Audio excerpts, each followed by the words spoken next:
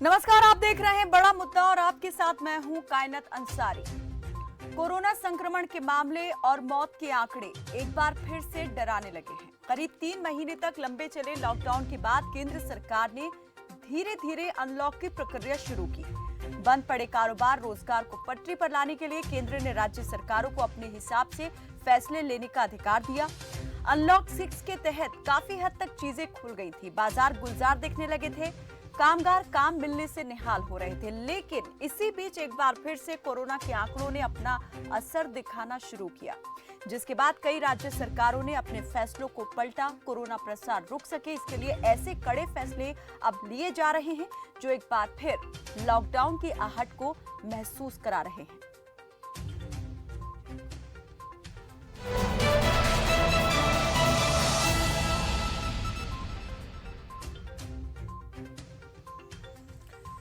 Unlock की प्रक्रिया के तहत छूट मिली तो कई राज्यों ने कोरोना गाइडलाइन के पालन और सतर्कता के दावे के साथ बंद पड़े बाजारों, संस्थानों, प्रतिष्ठानों को खोल दिया। सोशल डिस्टेंसिंग की बात सिर्फ सरकारी दावों तक ही सिमटती नजर आई। प्रधानमंत्री जब तक दवाई नहीं तब तक ढिलाई नहीं का आह्वान करते रहे, लेकिन लापरवाह भीड़ और नेताओं ने इस पर उतनी गंभीरता नहीं दिखाई जितनी दिखानी चाहिए थी। कोरोना पर रोक लगाई जा सके, इसके लिए तमाम तरह की कवायद की गई थी, लेकिन जो जागरूकता फैलाई जा रही थी वो सिर्फ टीवी, रेडियो और मोबाइल के ऑडियो संदेशों में ही सिमट कर रह गई। लेकिन धरातल पर करोड़ों रुपए खर्च करके यहां पर पता चला कि ये अभियान सिर्फ खानापूर्ति ही साबित हो रहे हैं। दिल्ली में जब कोरोना संक्रमण और मौतों का आंकड़ा बढ़ा, तब कहीं जाकर सरकार एक बार फिर से होश में आई और कुछ फैसलों को फिर से बदला गया। अनलॉक 4 के तहत केंद्र सरकार ने 21 सितंबर से आंशिक रूप से 9वीं से 12वीं तक की कक्षाओं के लिए खोलने के आदेश जारी किए थे। कुछ राज्यों ने गाइडलाइन का पालन करते हुए स्कूल खोले, वहीं कुछ राज्यों ने बढ़ते संक्रमण और बच्चों के स्वास्थ्य को देखते हुए स्कूलों को बंद रखने का फैसला लिया था, जिनमें से दिल्ली एक थी। लेकिन जिन राज्य सरकारों ने स्कूल खोल दिए थे, वहां एक बार फिर से अपने फैसले पर विचार किया गया है और स्कूलों को 30 नवंबर तक बंद करने का फैसला किया गया है। वहीं राजस्थान में कोरोना संक्रमण के तेजी से बढ़ते मामलों के बीच गहलोत सरकार ने बड़ा फैसला लेते हुए राज्य के सभी जिला मजिस्ट्रेटों को 21 नवंबर से धारा 144 लगाने की पावर प्रदान कर दी है। धारा 144 लागू होने के बाद एक जगह पर 4 लोगों से ज्यादा के जमा होने पर प्रतिबंध लग जाएगा। वहीं दिल्ली सरकार भी ऐसा संकेत दे चुकी है कि जिन बाजारों के कोरोना हॉटस्पॉट बनने की आशंका होगी, उन्हें बंद किया जा सकता है। तो राज्य सरकारें अपने तरीके से अब आंशिक रूप से बंद के फैसले ले रही हैं। चलिए एक नजर यहाँ पर डाल लेते हैं उन जरूरी चीजों पर, जरूरी बिंदुओं पर, जो अब सरकारों के इन फैसलों के बाद कुछ और ही होने का संकेत दे रहे हैं। देश में तेजी से बढ़ रहे हैं कोरोना केस। भारत में कोरोना संक्रमितों की संख्या 90 लाख का आंकड़ा पार कर चुकी है। कोरोना से अब तक 1,32,202 लोगों की मौत हो चुकी है। देश में कोरोना के एक्टिव केस 4,43,000 हैं जो उपचाराधीन हैं। अब तक कुल 84,28,000 लोग कोरोना से ठीक हुए हैं। 19 नवंबर तक कोरोना के कुल 12 करोड़ 95 लाख सैंपल टेस्ट किए गए, या आईसीएमआर की ओर से जारी आंकड़े। महाराष्ट्र, कर्नाटक, केरल में कोरोना के एक्टिव केस सबसे ज्यादा हैं। आंध्र प्रदेश और तमिलनाडु में भी कोरोना के एक्टिव केस सबसे अधिक अब सामने आ रहे हैं। तो देश में महामारी की क्या स्थिति है? देश में कोरोना से मृत्यु दर 1.47% है। देश में कोरोना रिकवरी रेट 93.58% है।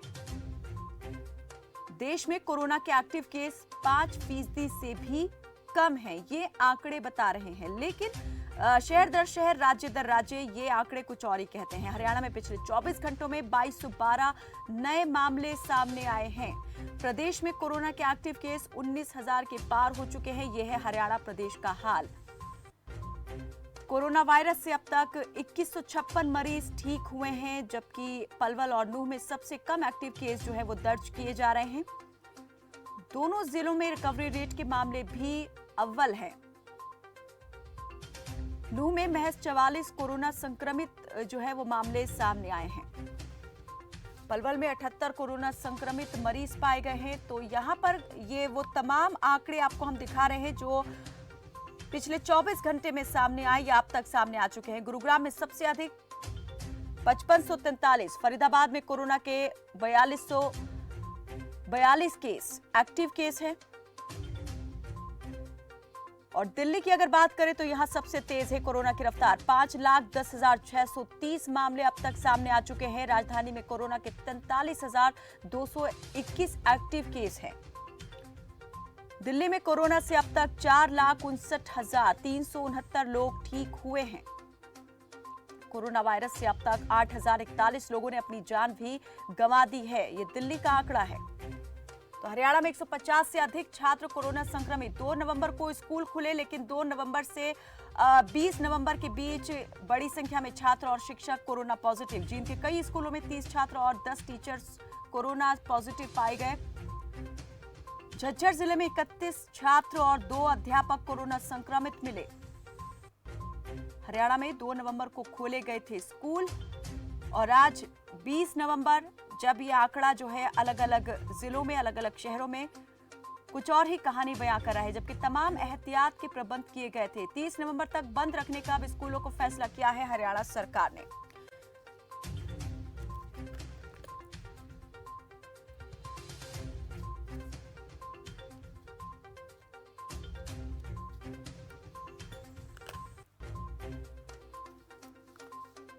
तो लॉकडाउन की आहट के बीच यहां पर किस तरह के संकेत सरकार के फैसले दे रहे हैं और क्या स्थिति आगे हो सकती है, क्या कदम सरकारें आगे उठा सकती है, इस पर बात करेंगे। हमारे साथ कुछ मेहमान यहां पर जुड़ गए हैं। चंद्रमोहन शर्मा कांग्रेस के नेता हमारे साथ जुड़े हैं। बीजेपी प्रवक्ता सतीश गर्ग हमारे साथ जुड़ चुके हैं और हमारे साथ हेल्थ एक्सपर्ट जुड़े हैं मानसिंह हॉस्पिटल जयपुर से डॉक्टर राकेश परमार। बहुत स्वागत है आपका हमारे साथ इस चर्चा में जुड़ने के लिए। तो सबसे पहले मैं सवाल यहाँ पर जो हमारे साथ हेल्थ एक्सपर्ट जुड़े हैं, डॉक्टर राकेश परमार, आप कंसल्टेंट फिजिशियन भी हैं सवाई मानसिंह हॉस्पिटल में और हेल्थ एक्सपर्ट हैं। डॉक्टर राकेश परमार, मैं आपसे ये जानना चाहूंगी कि अभी जो आप कोरोना की स्थिति देख रहे हैं और जिस तरीके के निर्णय सरकारों ने लिए थे अनलॉक की प्रक्रिया के तहत, जो चीजें खोली गई थी, उनके बीच में आप कैसे देख रहे हैं कि कहां पर चूक, लापरवाही सबसे ज्यादा रही, अनदेखा कर दिया गया चीजों को? क्या कोई जल्दबाजी यहां पर देखी गई आप इन फैसलों में? कायनात, आपका बहुत बहुत शुक्रिया और खबरपाश चैनल का बहुत बहुत धन्यवाद इसके साथ जुड़ने के लिए। अभी जिस तरह से हम देख रहे हैं, दिनों दिन कोरोना के केसों की, मरीजों की संख्या बहुत ज्यादा बढ़ती जा रही है और इवन अदर कंट्रीज के अंदर भी बात करें हम, यूएसए के अंदर, वहां भी ना नंबर बढ़ रहे हैं और कई जगह लॉकडाउन लगाया जा रहा है। ये सर्दी का समय है, कहीं ना कहीं फेवरेबल कंडीशंस हैं वायरस के लिए, तो नो डाउट आने वाले समय के अंदर भी नंबर ऑफ केस दिनों दिन बढ़ेंगे। दूसरी बात करते हैं हम क्यों की, तो मेरा पर्सनली एज एक्सपर्ट ये मानना है कि ये कोई पर्टिकुलर किसी व्यक्ति की जिम्मेदारी नहीं है। इस बीमारी से लड़ाई हम सब की जिम्मेदारी है, चाहे वो एक चिकित्सक हो या कोई पुलिस प्रशासन का व्यक्ति हो, चाहे मीडिया पर्सन हो या आमजन हो, सभी व्यक्तियों की एक लड़ाई है और इसमें हम सबकी ही जिम्मेदारी है। ज्यादातर मुझे एज ए एक्सपर्ट देखने को ये मिलता है कि लोग है ना, आमजन भी रूट लेवल पर चीजों को समझने की कोशिश नहीं करते हैं। जिस तरह से कि जहां हमें भीड़ें नहीं करनी हो वहां अनचाही भीड़ें मिलती हैं, या फिर जहां मास्क लगाकर जाना लोग उस तरीके से उपयोग नहीं करते हैं, या सावधानी के तरीके हैं, बचाव के तरीके हैं, उनका तरीके से प्रॉपर ध्यान नहीं रखा जाता है। तो एज ए एक्सपर्ट मुझे पता है कि अभी भी हमारे पास इस बीमारी के लिए बहुत कुछ पुख्ता इंतजाम नहीं है। चाहे बात करें हम ट्रीटमेंट की, सरकार द्वारा पूरे प्रदेश के अंदर और देश में केंद्र सरकार द्वारा विभिन्न प्रकार की कानून और गाइडलाइंस जारी की जाती है, पर कहीं न कहीं उन कानूनों और गाइडलाइंस का इम्प्लीमेंटेशन रूट लेवल पर एक तरीके से नहीं हो पाता है। उस इम्प्लीमेंटेशन के लिए कहाँ कहीं मिस्टेक है, सरकार द्वारा मिस्टेक है या आमजन की मिस्टेक है, उन चीजों पर हमें ध्यान रखना होगा। और एज ए एक्सपर्ट मैं परस्पर यह मानता हूँ कि हर एक व्यक्ति की मोरल रिस्पॉन्सिबिलिटी है। अगर हमें इस कोरोना वायरस से बचना है, इस कोरोना वायरस को हराना है, या हमारे देश के अंदर महामारी से होने वाली मौतों को हमें कम करना है, या हमारे परिवार को बचाना है, तो सबसे पहले उस परिवार की, उस व्यक्ति की और हम सब की एक मोरल रिस्पॉन्सिबिलिटी है। इस बीमारी से बचाव के जो सावधानी के तरीके हैं उनका हम बहुत तरीके से ध्यान रखें, बचने के जो तरीके हैं उनका पालन करें, सरकार द्वारा जो गाइडलाइंस जारी की जाती है उनको ध्यान रखें और सावधानी के तरीकों का प्रयोग करें। उसके बाद ही हर तरह की चीजों से हम बचाव कर सकते हैं। सरकार कोई भी गाइडलाइंस लेके आए और उसका प्रॉपर इम्प्लीमेंटेशन नहीं हो, हम उस पर ध्यान नहीं रखें, तो बहुत मुश्किल हो जाता है। गंभीरता कहाँ से आएगी, कैसे आएगी? कोई एक रोल मॉडल भी सामने होना चाहिए। जो लोग अपील करते हैं अगर वही उन नियमों को तोड़ते दिखाई दें तो क्या आपको लगता है कि बात इतनी ज्यादा फिर असरअंदाज रहती है जितनी होनी चाहिए? बिल्कुल, बहुत ही अच्छा प्रश्न किया है कायनात जी आपने। मैं आपको कहता हूँ कहीं न कहीं कमी हर सिस्टम में, खामी हर जगह पर है। जैसे मैं बात करता हूँ चुनावी सभाओं को लेकर के, हम्म। तो बहुत सारे जगह देश के तो चुनावी सभाएं हुई, वहां पर भी बहुत सारी भीड़ इकट्ठी, जो कहीं न कहीं मॉडल के अंदर एक कमी है।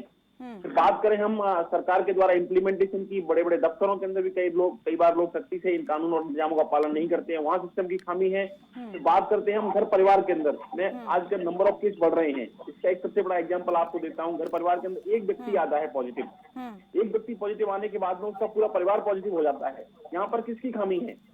इस सिस्टम के अंदर उस परिवार वाले व्यक्ति की खामी है, आमजन की खामी है। जब आप अपने परिवार को नहीं बचा सकते हो, घर में एक व्यक्ति सोर्स ऑफ इन्फेक्शन है और उसके बाद में उस व्यक्ति का पूरा परिवार इन्फेक्टेड होता है, और इसीलिए नंबर ऑफ केस बहुत ज्यादा बढ़ रहे हैं। अभी जो नंबर ऑफ केस बढ़े हैं वो इसके कारण बढ़े हैं कि परिवार के अंदर सावधानी नहीं है।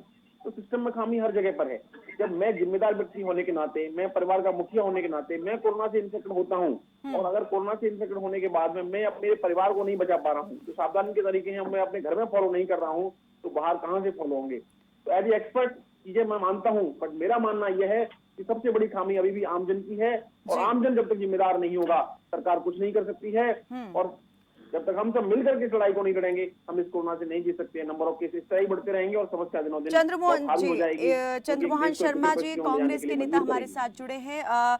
चंद्रमोहन जी, मैं आपसे जानना चाहूंगी कि आप इन सारी चीजों के पीछे क्या सबसे बड़ी वजह मानते हैं कि एक बार फिर से स्थिति गंभीर होनी शुरू हो गई है और राज्य सरकार एक बार फिर से मजबूर हो गई है अपने ही फैसलों पर पुनर्विचार के लिए? और इसी बीच आपको बता दें कि हमारे साथ अर्थशास्त्री आकाश जिंदल भी जुड़ चुके हैं। बहुत स्वागत है आपका आकाश जी। आएंगे आपकी तरफ भी और बात करेंगे इस पर कि अब जो यहाँ पर चीजें फिर से जो पहले थोड़ा बनती हुई दिख रही थी, बिगड़ रही हैं, उसके क्या आगे प्रभाव जो है वो पड़ सकते हैं, कहाँ कहाँ पर इसका असर देखा जाएगा? जी चंद्रमोहन जी। देखिए, इसका सबसे ज्यादा जो कारण में विफलता का वो सरकार का अपना है, क्योंकि जब सरकार जिस चीज का लिए अब पिछले 9 महीनों से जो हमारे सामने एक आपदा आ चुकी है, और वो इतनी बड़ी है जिसके लिए हमारे पास उसकी बीमारी का प्रॉपर्ली इलाज नहीं है। बीमारी तो पता चल गई कि बीमारी है, लेकिन उसका इलाज नहीं है। लेकिन दोनों सरकारें कहीं तो ताली और फूल बनाने लग जाती है, और कोई अपने चेहरा चमकाने के लिए दिवाली उत्सव मनाने लग जाता है, और उसके साथ साथ अपना सारा पैसा एडवर्टाइजमेंट पे खर्च कर देता है। जहां पर एक सरकार का मुखिया का पर डे का खर्चा 1,98,00,000 का जो आरटीआई में पता चलता है, और एक का उससे बड़ा है। अब विषय आता है कि जैसे हमारे एक पैनलिस्ट मित्र बोल रहे हैं कि जो आम जनता उसको सावधान होना चाहिए। आम जनता को सावधान होना चाहिए, बिल्कुल ठीक है, लेकिन आम जनता एक दो सरकार चुनती है, उस सरकार का भी दायित्व होता है, क्योंकि सरकार एक मुखिया होता है, एक स्टेट का, एक सूबे का। आज दिल्ली का मुखिया अरविंद केजरीवाल है, सेंटर के अंदर भाजपा सरकार है। तो जब हमें 9 महीने का समय मिलने के बाद भी अगर हम आरटीपीसीआर टेस्ट नहीं करवा पा रहे ढंग से, और जो व्यक्तियों को कोरोना की शंका होती है, जो वो टेस्ट करवाने के लिए बाजार में जाता है, उसे 2400 और 3000 रुपए देने पड़ते हैं, तो उसकी घर की समस्या कहां पर आके खड़ी हो जाती है? सरकार जो इतना पैसा इन इमोशनों में खर्च करती है, क्या वो आरटीपीसीआर टेस्ट की तादादों को बढ़ा के उसका रिजल्ट जल्दी नहीं ला सकती? ताकि अगर एक परिवार के अंदर कहीं ऐसी प्रॉब्लम आ रही है, उसको कहीं उसको लग रहा है, वो सुशंकित हो रहा है कि उसको कोरोना हो सकता है, तो इमीडिएट उसका टेस्ट हो। आज दिल्ली के अंदर ये जो टेस्टों का जो इन्होंने टोटली भरमार दिखा रही है, जो फ्लॉप है, उसका रिजल्ट टोटली 0 है। अगर टेस्ट ज्यादा होंगे तो अलर्टनेस बढ़ जाएगी। अभी भी आप आत्मनिर्भर को कहते हुए दिल्ली के लोगों ने अपने आप को काढ़ा पीकर, हल्दी का पानी पीकर मजबूत करा, इम्यूनिटी मजबूत करी है, चमनप्राश खड़ी है, तभी आज वो एक बीमारी का मुकाबला कर रहे हैं। लेकिन सरकारों के दायित्व के ऊपर वो सरकारें जो सुविधाएं हॉस्पिटल के रूप में देनी चाहिए, जो सुविधाएं वेंटिलेटर के रूप में देनी चाहिए, उन्होंने उसको तो हटा दिया। लेकिन अगर कहीं कोरोना पेशेंट आ जाए, उसके बाद 4 मतलब एक गार्ड बना के अपनी पार्टी के वो बिठा दिए जाते हैं, उस पर खर्च करना मंजूर है।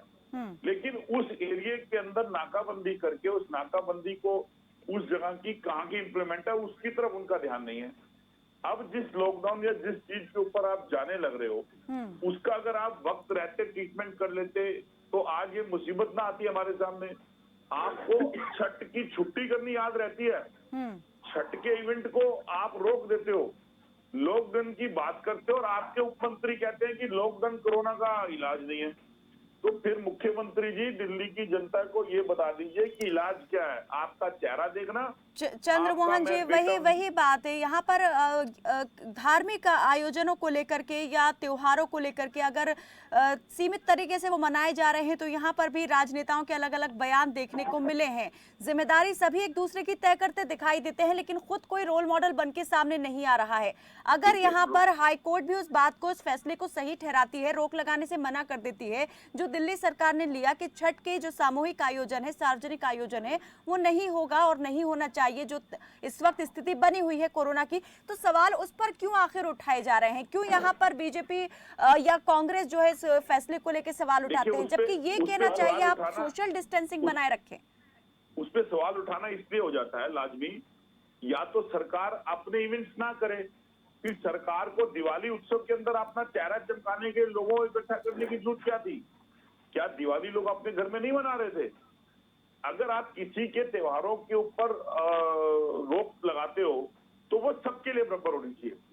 अब देखो, हम फिर भी मैं कहता हूँ, मैं राजनीति पे नहीं उतरना चाहता हूँ, मैं सिर्फ कोविड की समस्या के ऊपर बात करना चाहता हूँ। जब कोविड की प्रॉब्लम आई थी वो स्टार्टिंग के ऊपर थी, उस स्टार्टिंग के ऊपर भी सरकारों ने उसका पूरा लुत्फ लिया। आज मैं पूछना चाहता हूँ आपके मंच से, क्या ताली और थाली बजाने से कोरोना की आज की जो घातक सिचुएशन है क्या वो खत्म हो गई? क्या उस समय की जो पोजीशन आई थी जो आज घातक हो गई, उसके अंदर जो दिल्ली सरकार, चलिए सतीश जी, ये सवाल आपसे है और आपको इसका जवाब देना होगा। मैं आपसे जवाब लूंगी, लेकिन इस बीच हमारे साथ आकाश जिंदल जो जुड़े हैं अर्थशास्त्री, वो भी कुछ कहना चाहते हैं। जी आकाश जी। काफी आपने मुझे इंतजार कराया। देखिए, मेरा यहाँ पे ये मानना है कि आज मैं अपने जितने भी पॉलिटिशियन मित्र हैं, सबसे पहले तो उनसे रिक्वेस्ट करना चाहूंगा, please focus on corona and economy. आज आम आदमी की हालत खराब होती जा रही है। इकोनॉमी 23.9% माइनस जीडीपी है, जो लास्ट हमारे पास डेटा है। पिछले क्वार्टर का डेटा भी पॉजिटिव आने की उम्मीद नहीं है। तो ऐसे में चाहे जरूरी नहीं है कि हम पॉलिटिकल इंटरेस्ट से ऊपर उठ के अनएम्प्लॉयमेंट सिचुएशन को टैकल करने के लिए काम करें।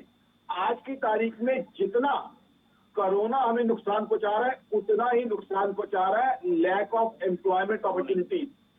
आज आप देखिए कितनी मैसिव लेवल पे रिट्रेंचमेंट हुई है, कितने मैसिव लेवल पे सैलरी रिडक्शन हुए हैं। Many people have been forced to go on leave without salary. आज देश की इकोनॉमी की हालत खराब हो रही है। तो आई थिंक हमें बहुत जरूरी है इससे कोरोना से भी मुकाबला करना और इकोनॉमी को भी रिवाइव करना बहुत बहुत जरूरी है। और देश के लिए सबसे ज्यादा अनफॉर्चुनेट चीज क्या है कि ये कोरोना की ये जो वेव अब आई है, जो इस क्वार्टर में आई है, जहां इकोनॉमी से हमें कुछ ग्रोथ की उम्मीद थी। क्योंकि अगर हम जिस तरीके से हमारी टैक्स कलेक्शन की संभावना है, इनकम टैक्स की, जिस तरीके से आने वाले महीनों में जीएसटी कलेक्शन की संभावना है, उसको लेके चलेंगे तो आने वाले समय में कंट्री के अंदर हाई डेफिसिट हो जाएगा और हाई इन्फ्लेशन हो जाएगा। जी। आज देश की हालत क्या है? आम आदमी की कमाई कम हुई है, चाहे वो सैलरी में था, चाहे वो बिजनेस में था, और खर्चे उसके बढ़ते जा रहे हैं। ऊपर से कोरोना की जो डर उसके ऊपर है, कोरोना उसके ऊपर जो डर हावी हो रहा है। तो ऐसे में सबसे इम्पोर्टेंट मुद्दा जो जिसके लिए शायद मुझे आमंत्रित किया गया है कि लॉकडाउन होना चाहिए कि नहीं, मेरे हिसाब से we can not afford a lockdown right now. The economy is in a very very bad shape. We have to save our life. हमें अपने लोगों की जानें बचानी है, बट साथ ही साथ इकोनॉमी को बचा के रखना है। अदरवाइज गोइंग अहेड हमारे लिए बहुत बहुत बड़ी दिक्कत हो जाएगी। डेफिसिट इतना ज्यादा हो जाएगा। जीविका का साधन बचाना भी बेहद जरूरी है, रोजगार को चलाना भी बिल्कुल बेहद जरूरी है। लेकिन यहाँ पर क्या आकाश जी आप देख रहे हैं कि जिस तरीके से यहाँ पर पॉलिसी मेकिंग होना चाहिए था वो उस तरीके से किया गया है, चीजों को जिस तरह से रन किया जाना था उस तरह से वो चलाई गई है, आगे ढील दिखती है, चूक दिखती है, कहीं लापरवाही बढ़ती गई है? देखिए, मेरे हिसाब से जो मोदी गवर्नमेंट ने हैंडलिंग की है सिचुएशन की, अच्छे से हैंडलिंग की है। आई थिंक मोदी गवर्नमेंट की मैं इस चीज में तारीफ करूंगा कि इनिशियली शुरुआत में ही जब रिक्वायरमेंट थी उन्होंने लॉकडाउन लगाया, उसके बाद इकोनॉमी के लिए रिलीफ पैकेज भी दिए, फिर लोकल फॉर वोकल, और आत्मनिर्भर भारत उसको लेके भी आगे बढ़े।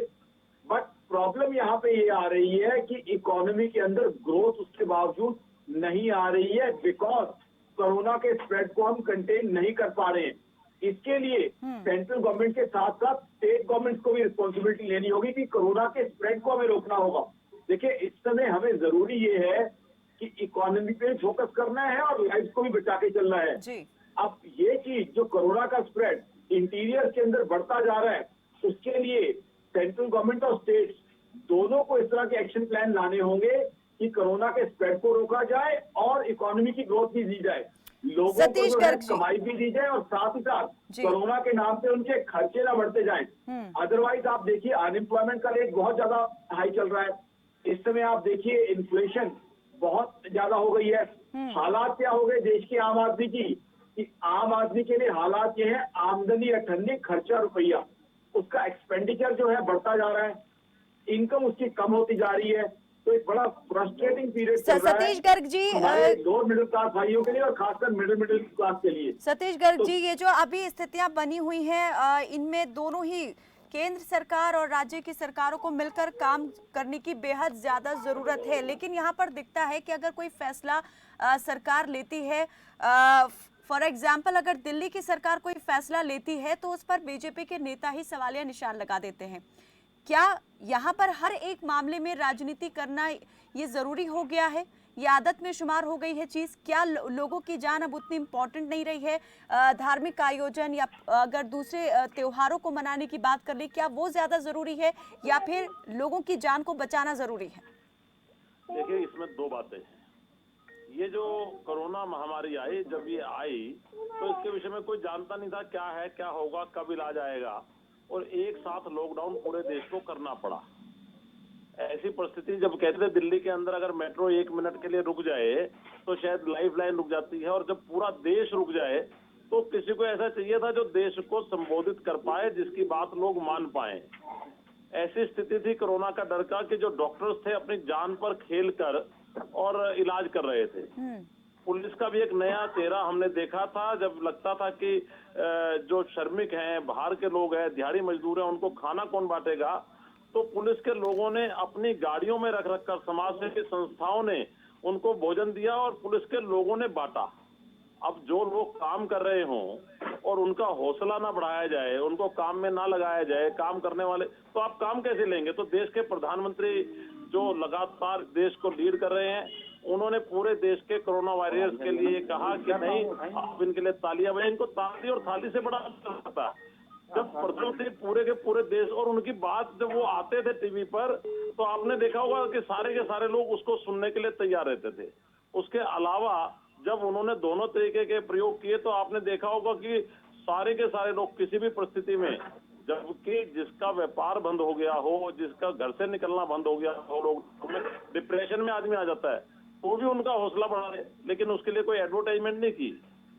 दूसरी बात, जब प्रधानमंत्री जी ने कही, जो आकाश जिंदल जी कह रहे थे, मैं इस बात से पूरी तरह से सहमत हूं। प्रधानमंत्री जी ने लॉकडाउन के बाद कहा जान भी और जहान भी, क्योंकि अगर जान की बात करेंगे और जहान ही नहीं रहेगा तो दोनों चीजें बड़ी जरूरी हैं। इस कारण से व्यापार खुले, धीरे धीरे कोई स्कूल खोलने की बात आई जो अभी नहीं खुल पाए हैं, तो एक एक चरणबद्ध तरीके से चीजें खोलने की चर्चा हुई और वो खुलते जा रहे हैं। विषय इसमें दो ज्यादा जुड़े हुए हैं, एक कोरोना का फैलाव और दूसरी बात उसका बचाव। और बचाव तो आप देखेंगे पूरी दुनिया में जहां पर डेथ रेट 4% के लगभग है, हिंदुस्तान में 1.4 है। उसके बाद भी जहां 1 लाख तक संख्या पूरे देश में प्रतिदिन कोरोना की होने लगी थी, आज वो 35-40 हजार रह गई है। लेकिन दिल्ली में मुख्यमंत्री जी को लगता था कि 7-8 हजार होकर अब ये 2 हजार हो गई, पूरे देश में कम हो रही है, तो मेरे यहाँ क्यों नहीं कम होगी। और वो इस गलतफहमी में अपना, क्योंकि सारा मामला एड से चल रहा है। लेकिन सतीश गर्ग जी, जिन आंकड़ों को आप बता रहे हैं कि 40-45 हजार हो गई है, क्या ये ऑथेंटिक आंकड़े कहे जा सकते हैं? क्योंकि हमारी राज्य सरकारें उस हिसाब से टेस्टिंग नहीं कर रही हैं जिस हिसाब से टेस्टिंग होनी चाहिए। अभी बिहार चुनाव की बात कर रहे हैं तो बिहार चुनाव के दौरान ना तो वहां पर ये सामने आई चीज कि कितना टेस्ट रोज हो रहा है, सोशल डिस्टेंसिंग का नियम जो था वहां पर पूरी तरीके से टूटता हुआ दिखाई दिया। इस पर मैं चाहूंगी अगर हमारे साथ मानसिंह हॉस्पिटल के हेल्थ एक्सपर्ट जुड़े हैं वो जरा बताएं। चलिए, लगता है हमारा संपर्क टूट गया है हेल्थ एक्सपर्ट जो हमारे साथ जुड़े हुए थे। तो सतीश जी, यहाँ पर ये जो आंकड़ा आप बयां कर रहे हैं, इस आंकड़े को अगर एक तरफ रख दें तो डेथ रेट में हम देख रहे हैं कि कितना तेजी से इजाफा हो रहा है, कितना तेजी से ऊपर जा रहा है। ऐसा क्यों है? प्रधानमंत्री मोदी की अपील पर पूरा देश एक साथ एक कतार में दिखाई दिया और यहाँ पर चाहे वो नोटबंदी की बात हो या फिर लॉकडाउन में घरों में रहने की बात हो, सभी ने उसे फॉलो किया। लेकिन आज क्या वजह है कि प्रधानमंत्री अपील भी कर रहे हैं लेकिन फिर भी लोग उस तरीके से उस पर ध्यान नहीं दे पा रहे हैं या उसका पालन नहीं कर रहे हैं? क्यों? नहीं, ऐसा नहीं है। सिर्फ हम लोगों पर छोड़ दे विषय, ऐसा नहीं चलने वाला है। सरकारों की जिम्मेवारी होती है। जब बाकी सरकारें जिम्मेवारी के साथ खड़ी हैं, दिल्ली की सरकार ने कल भी क्या फैसला किया? कल भी फैसला ये किया कि मास्क का चलान 2000 रुपए कर दो और इसके अंदर लोगों को अवेयर करो। अवेयर करने के नाम पर अपनी फोटो चमका लो, बड़े बड़े होर्डिंग्स लगा दो, अखबारों में पूरे पेज के विज्ञापन दे दो।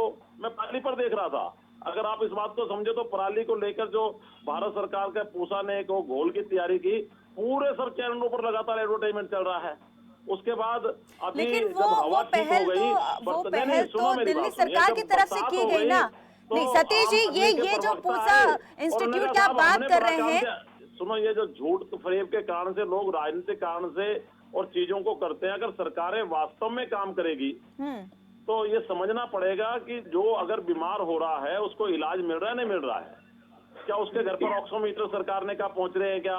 चंद्रमोहन जी जल्दी से, मैं चाहूंगी फटाफट इसमें प्रतिक्रिया दें, मेरे पास वक्त बहुत कम बचा है। जी चंद्रमोहन जी। बिल्कुल मैं इस बात से सहमत हूँ कि पराली वाला जो केस है जिसके ऊपर इतनी हजारों करोड़ रुपए की एड खर्च करी जाए, तो उसके अंदर कितने मात्र किसान हैं? उससे रिलेटेड अगर वो एड कोरोना के अवेयरनेस के लिए खर्च करी जाती चीफ मिनिस्टर के द्वारा तो वो दिल्ली के लिए अच्छी होती। आज देखिए शमशान घाट के अंदर आप निगमबोध घाट एक दिल्ली का सबसे बड़ा घाट है, उसके बाद लगभग 104 प्लेटफॉर्म है, उसमें 50 एक प्लेटफॉर्म कोविड के लिए इस्तेमाल करे जा रहे हैं और वहां पर 4 से 5 घंटे का इंतजार करना पड़ रहा है कोविड पेशेंट्स के लिए। आप समझिए कि अगर वहां पर एक किसी जन की बॉडी आती है और 4 से 5 घंटा इंतजार करता है, एक नॉर्मल बॉडी भी वहां पर आती है।